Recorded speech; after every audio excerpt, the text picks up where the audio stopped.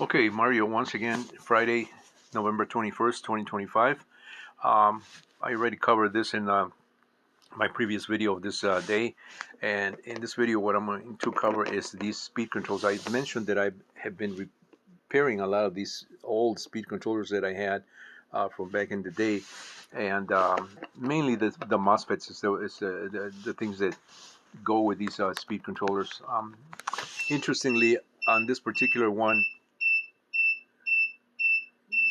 God, that's annoying. That's one of my old chargers by Common Sense RC. No longer sold. It's a nice little charger, but it has that annoying beep. Um, it's also one of my really vintage chargers for lipos, but I still use that. So anyway, the way these two may look the same, they have the same heat shrink, not heat shrink, heat sinks with the name there.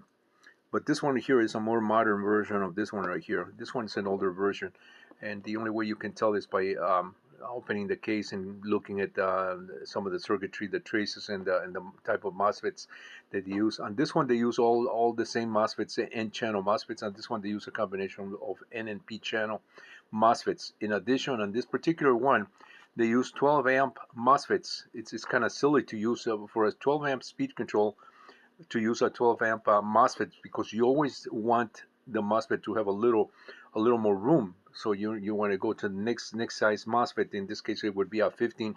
Much better MOSFET would be 15. So with a 12 amp MOSFET, a 12 amp speed control, people think that you can pull 20 amps easily. The minute you pull over 12 amps, that's going to blow the MOSFETs if they're rated at 12 amps.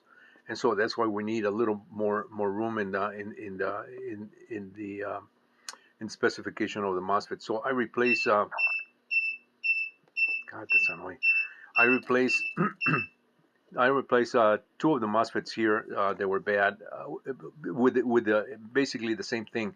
Since I'm not using this anywhere near 5 amps or anywhere 12 amps rather, I'm probably pulling at the most 5 amps from my tail rotor. I'm using this one on the tail side, and then this one I'm using this on the main motor side. This one is a little more better ratings. The MOSFETs here are actually 17 amps.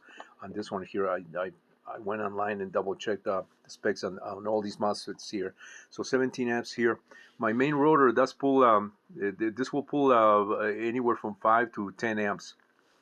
And so having 17 amp MOSFETs here, it's good. So this is my setup here. Next video I'll talk about these